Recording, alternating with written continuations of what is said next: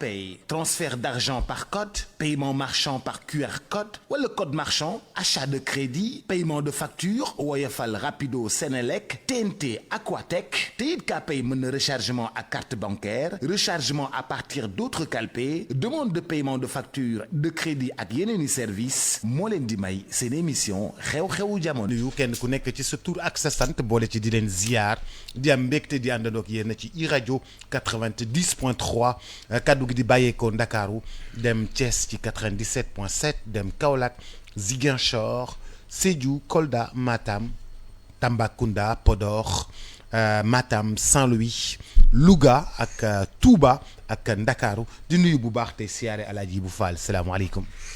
Boubs maa ngi lay nuyu di nuyu kilifa Mohamed Kandji xam nga xale yi léegi foog nga leen di kii artu di nuyu auditeurs yeeg internautes yeeg téléspectateurs yi samay soppe moom vraiment maa ngi leen di sujjoodal ñi si des nag ma nuyoo leen mbakkeel ay soppe rek nga ay soppe donc yow de man daal samay soppe daal maa ngi leen di sujjoodal ay soppe dong nga fi am ay ñi si soppe des nag dong catu bakken laa leen di nuyu ay soppe dong nga fi am mbaa yaa ngi am jàmm bu baax oui impeccable merci beaucoup Alaaji bu Fall tey damay ubbee waxtaan wi di nga xam ni moom moo di conférence de presse bi nga xam ni moom la waa Yewwi Askan Wi def di ne li nga xam ni moom moo di déclaration de politique générale du benn priorité nekk guñu ci jotagul mën nañ ko bañ a def vraiment fii réew mi toll nii arrangé waat yëf yeeg liggéey bi daal moo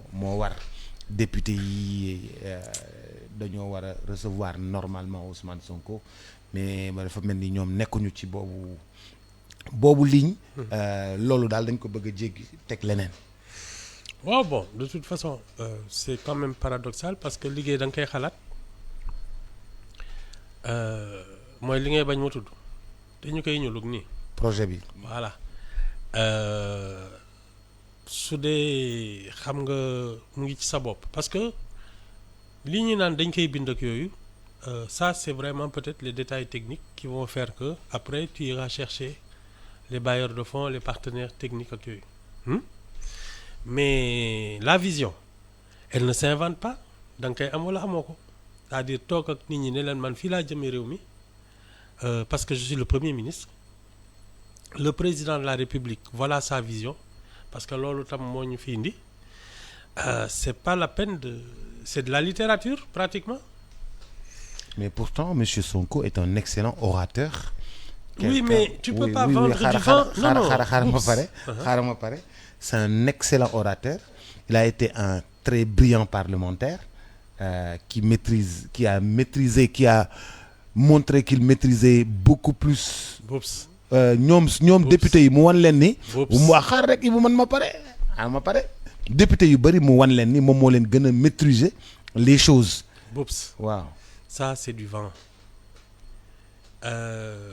La vérité est toute simple. Critiquer est facile. fii man loo ma fi tegal mën naa la ne baaxul indi la ci ay lay yoo xam ne nag waaw ngay dugg di génn. Ça c'est facile. Gouverner c'est une autre paire de manches parce que tu composes avec la réalité, c'est-à-dire que quand tu n'es pas à la gouvernance tu peux faire de la fiction, tu peux raconter des histoires et ils ont raconté des histoires sur l'essentiel des choses. Il faut pas qu'on se trompe. Ibou man d'accord ma foofu. Boubs parce que ñoom non xaaral moom li mu doon wax en tant qu'inspecteur des impôts da ko maîtriser woon ñëw ministre bu ñëw moom rek nga doon redouter. Boubs waaw waxuma la loolu dama ne quand tu as la posture de quelqu'un qui n'a aucune charge aucune responsabilité tu peux ne pas composer avec la réalité xam li ma wax parce que yow li ngay wax ça n'engage que toi quand tu es à la gouvernance tout ce que tu décides ça engage 18 millions de Sénégalais c'est pas la même chose taxaw ci mbedd mi di saaga naan ñi cuune lañu dafa yomb léegi nag tu as les leviers de décision tu dois expliquer aux Sénégalais comment tu vas les faire sortir du sous-développement ça c'est pas du hasard, c'est pas des effets de manche, c'est la réalité. Tu composes avec la réalité. Il y a ça d'abord. Je n'ai pas l'impression, parce que ñoom ba léegi ñu ngi bind seen yooyu mooy li ngay kii. La deuxième chose, moi je trouve que c'est juste une question de courage. Boups, moi je ne crois pas, parce que ñoom c'est le même style. Keroog bi ñuy woo Ousmane Sonko mu dem wuy ji au tribunal, ils ont trouvé toutes sortes d'histoires pour que mu bañ wuy ji. Ay nañu lever sa nu mu tudd son immunité parlementaire rek bi ñu ko lever mu ne noonu dem parce que magistrat yi ko kii xawma député yi ko def jaarul yoon ak yooyu biñ koy kii il s'est barricadé à Ziguinchor ba léegi wuy jiwul. Pour mu dem wuy ji Mame Mbaye Niang il a fait la même chose, demul wuy ji. C'est le même style, il se défile devant ses responsabilités, c'est pas autre chose. Oui, mais Ibou man pour man exercice bi moo gën a yomb ci exercice yëpp. Ayoo dema. mais Ibou man damay dem bu doon man rek. taxaw jàkkaarloog député. Oups. Non mais c'est l'exercice pour moi. Enfin la réalité du pouvoir. Oui mais Ibou. Les questions, tu sais, celui qui ne peut pas affronter un adversaire devant les tribunaux, il va pas affronter 160 députés. Tout l'air là alors. Non Ibou, dans tous les cas ça va se faire xam nga donc. Mais c'est ça qui est absurde. Parce que ça va se faire. Ouais, non, tôt ou tard ça va se faire. Ah. D'accord? Donc du ragal wala du kon xam nga du ragal. Parce que c'est dans la loi, dans la marche des choses. Parce que li ngay mujjee njëkkee ko noppal sa bopp. C'est quoi le problème? Dem ne man fii laa jëmee réew mi man ak président Bassirou Diomaye voilà nos projets. Voilà ce qu'on a décidé. Parce que ñoom yi ñu fi doon woote bi ñu nekkee dans l'opposition defuñ ci benn génnuñu CFA dàquñu France amul lenn lu ñu fi waxte ba def ko. Ils vont expliquer quoi aux députés? Les appels à candidature pour les emplois defuñ ko. Dis-moi qu'est-ce qu'ils vont expliquer aux députés? Oui mais ça xam nga yow Ibou loolu du waxu assemblée nationale. Ah déedéet loolu du waxu assemblée nationale. mais tu rigoles. Non Ibou loolu du ay loolu waxu opposition la woon. loolu passé dama ne la.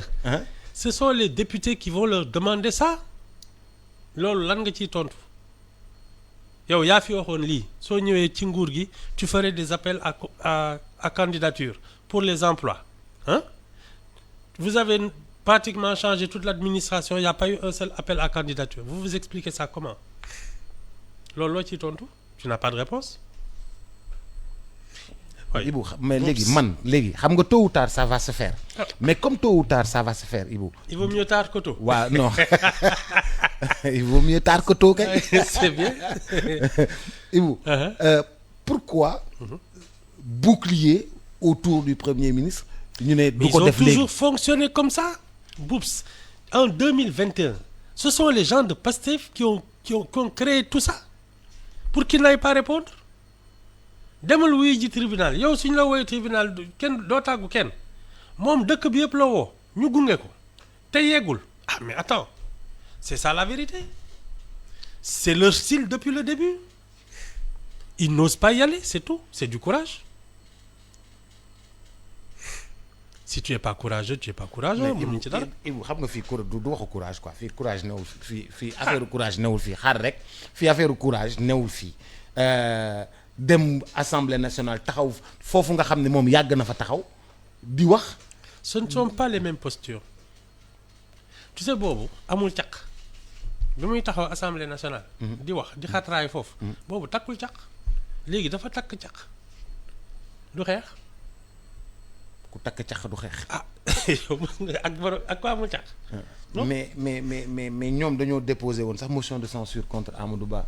Est-ce que dañuy déposer waat motion de censure? En tout cas, ils n'ont pas motion de censure contre moom. Tu sais, non, pas forcément. Tu sais pourquoi?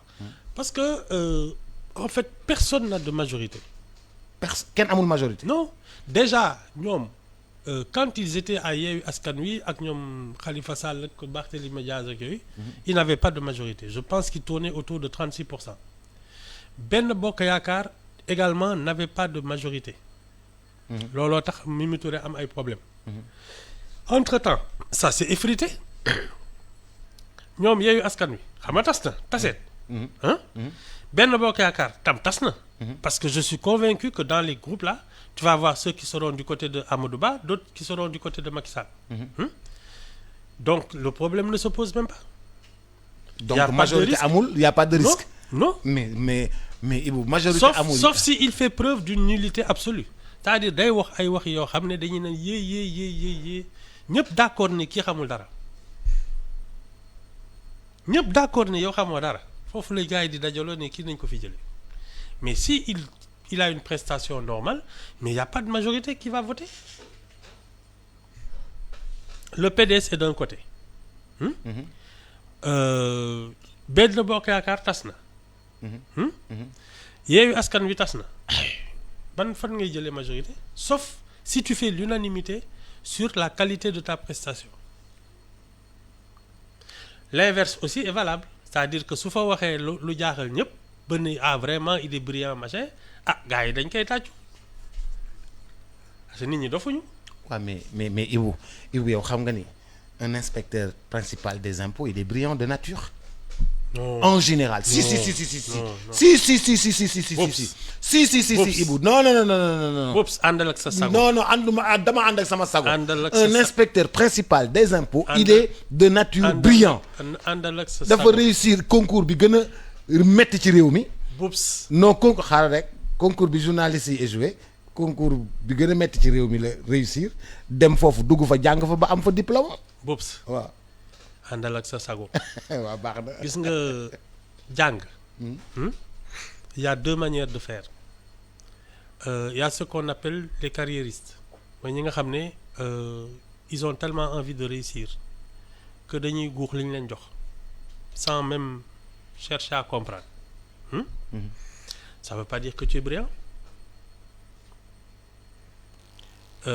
Parce que tu vois des étudiants des élèves ak yooyu ils ne s'entendent pas avec les profs parce que ils posent les questions qui fâchent. dans la classe da ngay ne lii prof bi da leen de lii la benn élève ne ko du loolu daal di ko ne loolu man je me souviens on a eu une fois un petit incident en 5e. Il y avait un professeur stagiaire. suñu professeur titulaire la woon mooy assistant technique. Il y avait un stagiaire benn prof la woon. Il est venu def cours ak yooyu prof de français. bind benn kii kenn ci élèves yi ne ko fii y a une faute. mu ne du faute prof bi ne ko si les élèves ont raison waa ji jooy na fa sax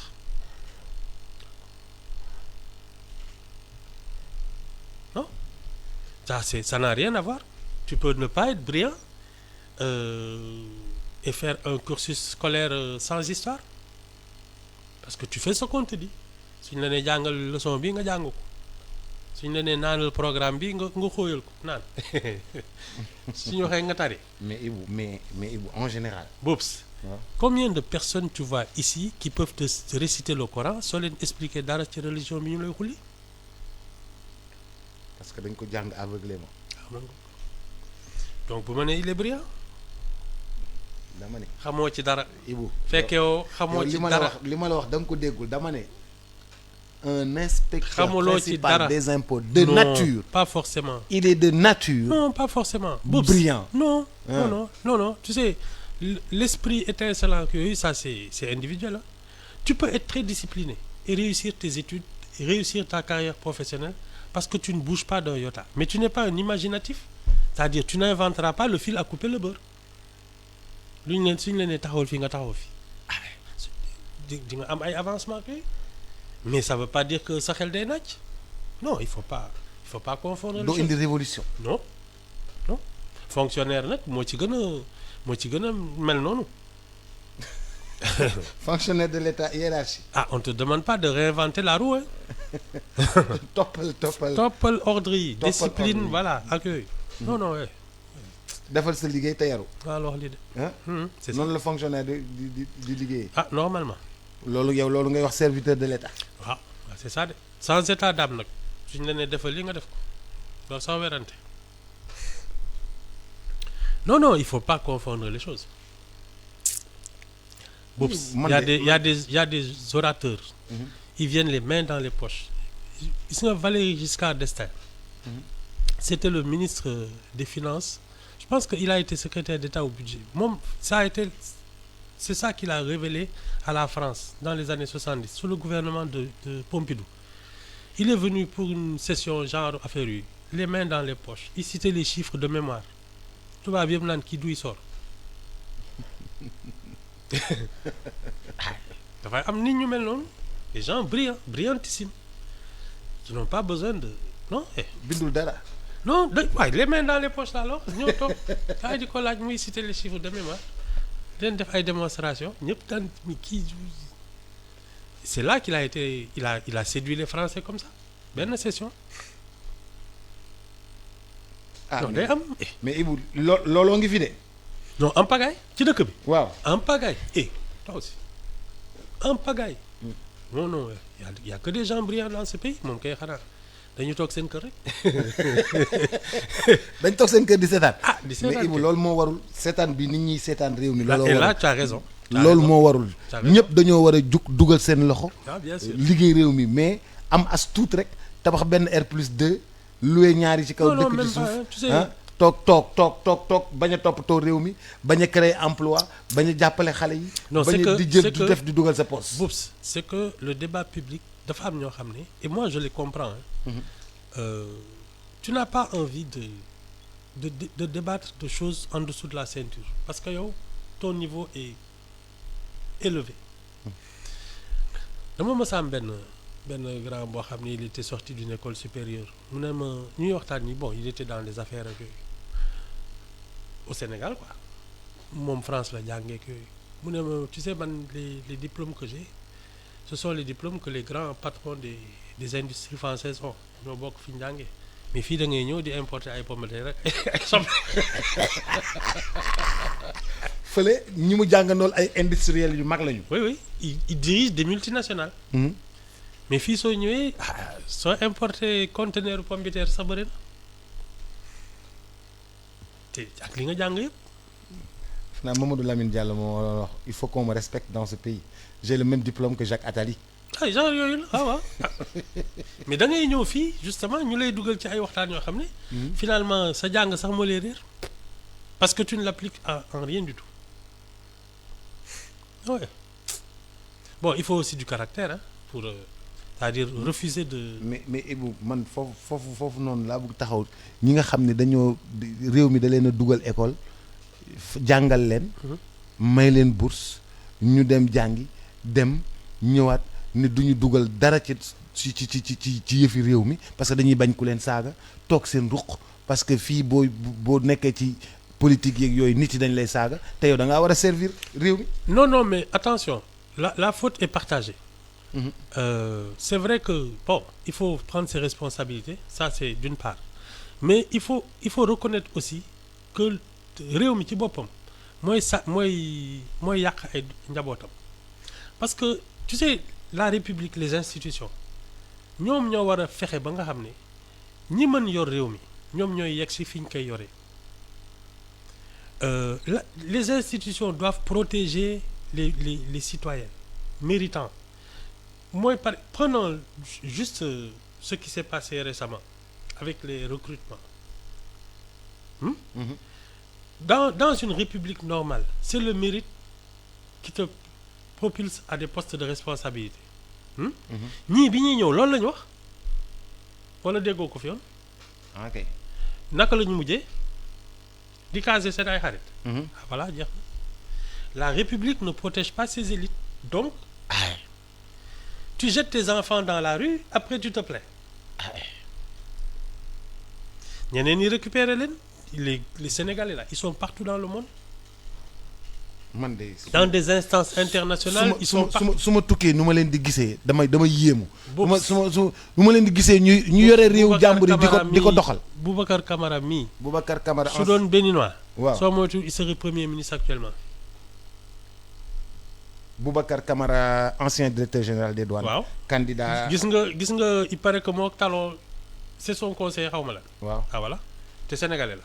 Imagine un peu qu'il soit à son niveau. mais révolution bi am ci douane jamonoy Ablaye Wade moo ko fi def Boubacar Camara. dama ne la y a des c'est pas ça qui nous manque ce sont les institutions qui ne protègent pas l'élite et les gens n'ont pas envie de se sentir en danger doo dem di xëccoog ay guñaa fii nag te nga mënal sa bopp tu restes chez toi tu manges bien tu tranquille ba keroog affaire bi kii parce que bu la ci dara nag gis nga bés bu demee ba sës ba ne rëkk ñi nga xam ne mënuñu dara ils peuvent pas régler les problèmes dañuy pousse parce que là il y a encore des avantages à se partager des privilèges ak yooyu donc nit ñi mën nañ ko xëccoo gis nga il faut pas en souhaiter arriver là mais quand les choses s'effondrent ñi ko mën a régler rek ay jóg keneen du ko xëccoo c'est comme en 39 quand la France s'est effondrée De Gaulle a jóg ñi doon xëccoo ay nag je serai président de la République ñëpp a waaf c'est un général qui a dit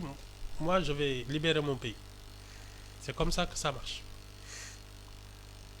non ay Chine bi ñu bëggee jaaxle un Mao Tse-tung moo jóg keneen jógul c'est les gens compétents mais il faut qu'on touche le fond xëy na nag il faut pas le souhaiter. Ibou bàyyil toucher le fond. Ibou bàyyil toucher le fond. loolu de laa fi gis. Ibou bàyyil toucher le fond.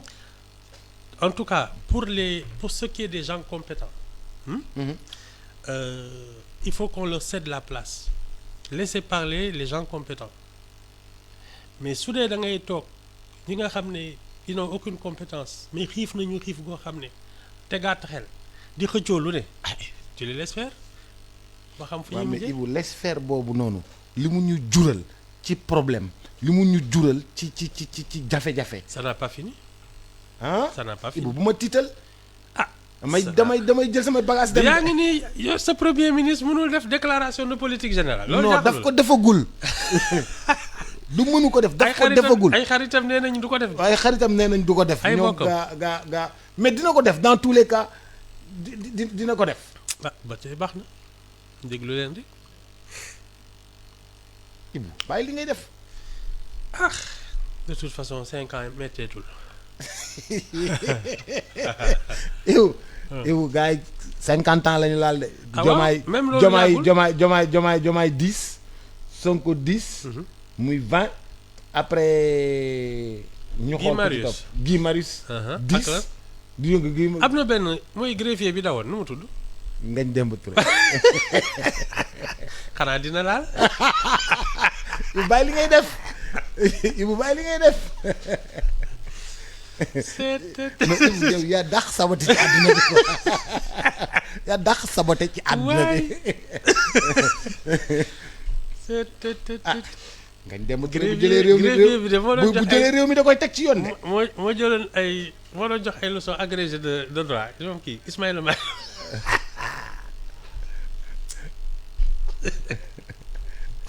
Sénégal neex na. mais Ibou fii la réew mi toll. oui dañuy gérer. waaw non ñuy gérer. tu sais man damay xool kii bi xam man je fais de la satire. satire waaw mais man j'ai même pas besoin de. Ibou xaaral damay. je fais de la satire je fais de la satire mooy da ngay bind nit yi di reetaan. waaw ku ko lire reetaan. mais en fait quand tu fais de la satire normalement bon quand c'est des gens sérieux yooyu. il faut nga xaw a grossir déformer affaire yi. mais ñii da ngay nettali li ñuy def rek. rek ñëpp reetaan. non mais la réalité dépasse la fiction da ngay foog ne sax nit ki day inventé non c'est un beau spectacle on va pas s'ennuyer. c'est un beau spectacle ñoo ngi defar réew mi barilu pétrole yi génn ñu dem seeti barilu pétrole yi. di ñu ngi nii commencé di démonter nu mu tudd. écrou écrou point yi. non on ne va pas s'ennuyer je te dis. mais écrit point itam ta Macky Sall dañ ko doon dindi de. c'est que ñun sénégalais ñoo mel noonu. non mais justement on a élu des gens qui nous ressemblent. Boubs ñun nii la ñu mel. ñun sénégalais nii lañ mel. nii la ñu mel. on a élu des gens qui nous ressemblent. mais bu jamono Ablaye Wade. autoroute bi. lampe yi ñu fa defoon. glissière yi nag. non balaa nga ñëw ci glissière. xam nga dañoo gas. pour courant bi dem. Patte d'Oie fii nii nu mu tuddati. Malick Sy ñuy dagg kii Malick Sy ba Patte d'Oie dañoo gas chaque guddi dañuy gas. jël cuivre bi Malick Sy ba Patte d'Oie ñu jël cuivre bi jamonoy Macky Sall tamit pont yi dañ doon dindi non kii jamonoy Macky Sall kii lañ gën a jël weñ yi si kii bi weñ yi si kondir yi. naa la wax li waaw kondir couvercle yi couvercle yi ñuy font yi mais moom la ñuy defaree ay kawdir ak ay kii ay kudu ci na ak ay fourneau. tabaski bee posé wu woon il fallait que ñu defar fourneau yu bari. Je te dis. mais pont bi nag moom pont bi nag écrou yi ñu dindi dafa pont Lobatt Fall bi non moom. tu sais on revient à ce que je disais dès le début il faut construire le citoyen d'abord parce que si tu construis des ouvrages de dernière génération ces gens-là ils viennent de la préhistoire ñoom ils sont encore à l'âge de la terre de la pierre taillée xaw non mais bul yàq sama journée. du caaxaan. yàq sama journée keroog policier bi. si fi BRT bi jaar benn ngandam camion moo fa dugg. je te dis. BRT bi bëgg a dem mënul dem BRT bi bëgg kii BRT bi gars yi ñëw naan ko mais place BRT bi nga jaar mu naan leen dégager. oui je m'en fous. oui taxaw ci place BRT BRT bi ñëw taxaw ci ginnaawam. oui auto police bi ñëw di négocier ak moom. oui non je te dis tant qu'on n'aura pas construit le citoyen tout ce qu'on fera ce sera peine perdue il faut de l'éducation il faut du savoir-vivre pour être un bon citoyen. est-ce que amati nañ temps boobu loolu dafay gudd de. ay yat ay yat oui yat rek yat de mooy régler affaire bi tu sais nous et c'est malheureux hein? C'est parce que on ne comprend que ce langage dans les maisons très jeunes yat lañ lay jàngal suñu wax ak yow du ñu wax ak sa xel yat lañ lay kii donc comme ñun dañuy yaroo suñu sago na yat yi daal rek c'est tout. Ibou Macky Sall bi mu fi génnee yat yi dañ ko dàq fii ku fi génnee yat gars yi dañ lay dàq. non xam nga moom ci boppam je pense qu'il était d'un niveau assez moyen donc. kan si Macky Sall. il était d'un niveau. ah oui. d'un niveau. moyen.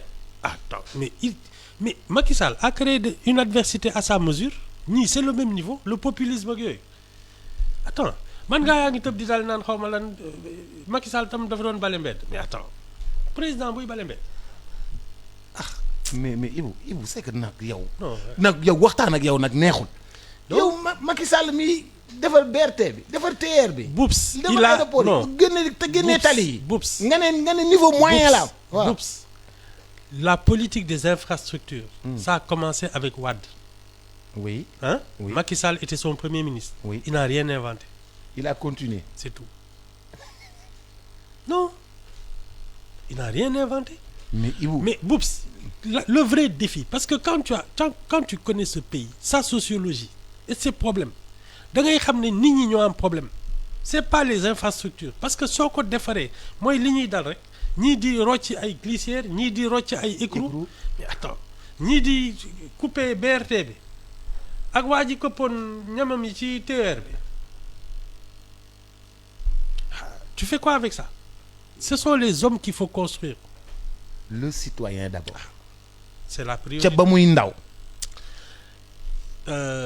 Kan moo ne woon ça commence par la culture et ça finit par la culture. L'homme est au cœur de tout. Soo defarul nit ñi loo fi liggéey c'est pas la peine. Tu vois les députés là ñii taxaw ci kaw table yi ñii di gàddu ay urne ñii di wéq ay jigéen en pleine assemblée nationale un temple de la République où on a baptisé le Sénégal ils savent même pas ça ils n'ont même pas de respect pour ça ñooñu la ñuy dugal assemblée nationale. mais Ibou ma dolli la si Ibou dugg nga assemblée nationale. gëj naa fa wula. gëj nga fa waaw mais Ibou assemblée nationale nag nëpp na de. du nëpp ça sert à rien. non mais dafa maxe. Oui. maxe goo xam ni. Non, c'est à l'image même de l'institution. mais dafa maxe goo xam ni. C'est à l'image de l'institution. lépp max xam nga max lépp maxe biir mais c'est à assemblée l'image nationale. de l'institution Boups député yi ci seen bopp ñoom ñoo maxe. waaw Ibou bàyyi li ngay def waay. Ibou C'est bàyyi à li ngay l'image de l'institution. mi maxe goo xam ni. Oui. foo laal mu fëx. bois bi foo laal mu fëx maxe na de. C'est à l'image de l'institution. Gis nga on met à la tête de l'institution des gens qui sont au service de l'exécutif. Lu ñu wax président lu ko naqari. Ils n'osent même pas et puis ça ne les intéresse même pas. lu tax nga ne duñu wax président lu ko naqari. mais Parce que opposition Moustapha bi Niasse ak comment il s'appelle le gars là tu le vois taper sur la table devant Macky Sall parce que Macky Sall la ko fa teg Moustapha Niasse tu l'as déjà vu taper sur la table devant Macky Sall ne ko lii kenn du ko fi def. ah non rappelle-moi dans notre mais président oui monsieur le président rek nga ci am. rappelle-moi dans notre mais histoire président oui monsieur le président rek nga ci am. rappelle-moi dans notre histoire un président de l'Assemblée nationale qui a tenu tête à l'exécutif. waaw mais loolu ku ko def dañ lay daaneel Macky Sall bu mu ko defee ne dafa bëgg a déglu Karim Wade dañ koo daaneel dàq ko. te lu mu ci jubloon. lu mu ci jubloon c'était pas toroxal Karim Wade parce que le directeur qui devait rendre des comptes de l'ANOSI c'était Baldé. Karim Wade dañ ko faroon teg muy kii ak yooyu parce que lui il n'a aucun compte à rendre dafa il devait te nit ñi ñoo ko dee xam nga suñ lay gasal kàmb. dañ ko dee mu jël initiative bi ndeke ñeneen ñi dem ci Wade ne ko kii dafa bëgg a toroxal Karim c'est ça dañ ko jaxase ak Wade il n'avait pas l'intention du tout de cuisiner Karim Wade xalaatu ko ils étaient comme cuir et chemise comment. mais Ibou moom laa lay wax nii. c'est une fausse manœuvre. gars yi ñoo ko tu sais entourage Wade bi. ñoo soxla woon place su Macky Sall ils l'ont piégé dox digganteem ak Wade mu jeex. ñu bëmax ko génne ko. de léegi mu ngi nii juboon ak kii Karim Wade xam naa ils se sont expliqués du ñoom ñooy dàq ay Mimi Touré rek di def ay kii te soo moytul ñu ànd ci législative. kan ànd ci législative PDS ak APR loolu damay waxtaan. non Ibou bàyyi li ngay def. mais yow. actuellement Ibou bàyyi li ngay def. les décisions qu'on prend à l'Assemblée nationale. c'est l'APR et le PDS qui se liguent ñoom ñooy ànd. Ibou bàyyi li ngay def. bi ñuy bëgg entendre les juges là kan ak kan lool. PDS la woon. ak APR. bi ñuy dàq Mimi Touré. PDS ak APR. Tu crois qu'on aurait pu voter un budget si le PDS et l'APR n'étaient pas d'accord? mais raison de plus pour Ousmane Sonko bañ a dem Assemblée nationale. Non mais tas na. mais raison de plus l'APR avant les élections n'est plus l'APR après les élections. Non, c'est plus la même configuration. Tu sais pas qui est avec Amadou Ba. xamoo ko ànd ak kan. Qui est avec Macky Sall. Amadou Ba moom dafa dem ak. On ne sait pas. Peut-être que ñoom dafa demal boppam. xëy na ay waa nu mu tudd waa PS ak waa nu mu tudd AFP. waaw ak xëy na weccit bu sew yi. waaw ak peut-être une partie de l'APR soo moytul ay nitu Amadou Ba la. On ne sait pas actuellement qui pèse quoi dans l'Assemblée. Parce que ce n'est plus la même configuration du tout. Même le PDS commencé ni yëngatu parce que ñi nga xam ne Karim Wade dafa indi ay ñu bees ay maire Woré Sarr di sànni ay fulaar ak mais Ibou. Ibou ñu dellusiwaat ci yarum nit ñi. mais Ibou fan la ñu mën a jaar fi mu nekk nii ba yar nit yi ci biim réew. parce que sanction. non mais fii ñu toll nii. sanction oups liste de contravention ba pare sanction yu pas ay. soo tawee pas ay 6 000 ak ay yooyu 2000 francs non. tàmbale ay défense d'uriner ci mur bi 2000 francs la. non ay 200 000 ngay commencé mais défense d'uriner ci mur bi. non ay 200 000 ba pare c'est pas le propriétaire qui écrit ça comme ça il n'a aucune autorité c'est l'État qui dit fi ñu ku ñu fekk ngay saw 200 000 ngay fay ci mbedd mi ku def leneen 1 million. Ibou ku équiper la non ku tufli ay non y a que ça qui va régler parce que nit ñi moom soo ko mënul fay cash nii. tu vas faire des travaux d'intérêt général. tu vas voir léegi nit ñi rek. 21 jours da ngay bale fii saa yow. ah ban 21 jours ay 2 mois yu taw aussi 500 000. Ibou 500 000 xaalis la c'est pas des petites sommes. Ibou mais xale yu ndaw yi nag. seen ay waajur les mineurs là. Ouais. Tu vas chercher leurs parents. Ce sont les parents qui sont responsables. Ibou yow dëgër nga de. Non, c'est logique. Ibou yow dëgër nga de. Les enfants ne doivent pas traîner dans la rue. waaw Hein? waaw Ils doivent être surveillés par leurs parents. waaw. Loo ci def, on va chercher tes parents. ñu bàyyi la nga nekk ci mbedd mi. waaw waroo nekk ci mbedd mi 23h. non xale bu ndaw. waaw ñu fekk la sur la route des Almadies 23h ñu jàpp la dem jëli say parents. mais bien sûr ce sont les parents qui sont responsables ils doivent savoir où sont leurs enfants. mineur. ah oui yooyu yëpp y a que la sanction qui va marcher.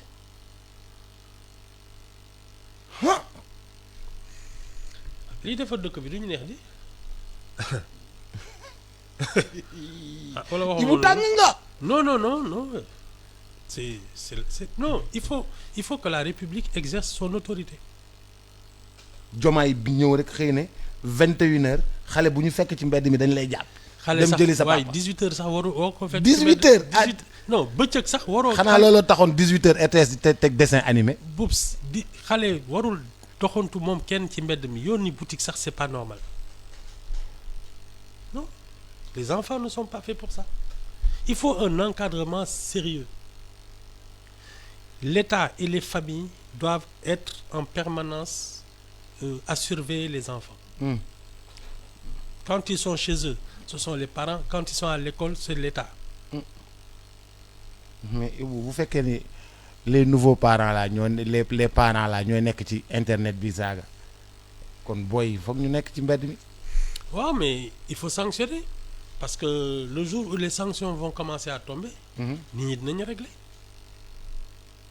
su la wëree ni li ça te coûte cher. ah boobu si sama gars yi quand tu tapes dans le portefeuille dañuy régler de.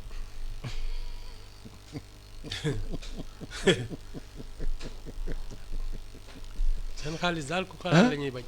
man de Ibou yow mën nga jaar ay route des Almadies nii ci benn vendredi wala samedi ci guddi nii ay minuit. ay 1 million de xale fay nekk de. xale yu mel na ko. ay xale yu tuuti di fëgg ci oto yi di yalwaan. ah d'accord ak seen yaay ñu muuru. waaw foofu la xaalis bi nekk c'est leur fonds de commerce.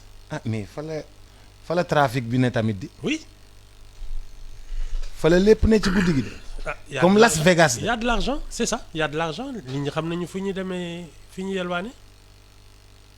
këf ki fa la nekk sàcc bi fa la nekk xale yi fa la nekk.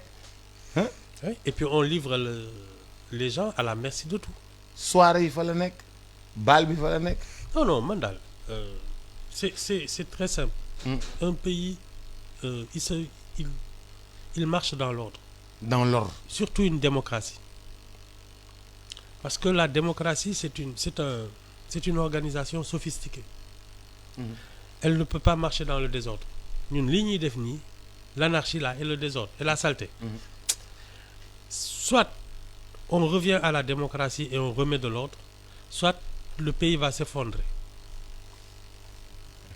ñu def comme Kagame après soog a organiser ñu effondré wu ba pare soog a organiser. xaw ma kan moo koy jël de mais ça va être terrible.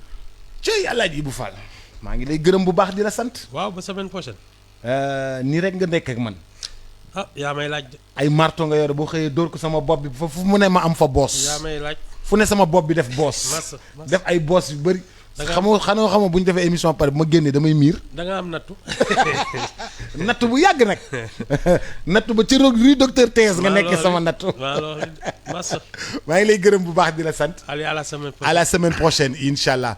Mesdames, Messieurs, très chers téléspectateurs, très chers auditeurs, très chers internautes, merci beaucoup. Rendez-vous avec Alhaji Ibou Fall mardi, Inch'Allah. Demain, le professeur Mbaye Thiam sera au rendez-vous en compagnie de Mohamedou Kandji, Inch'Allah. D'ici là, portez-vous bien et prenez bien soin de vous. Cher Sarr, dans Xorom Tchitchine, dans quelques instants.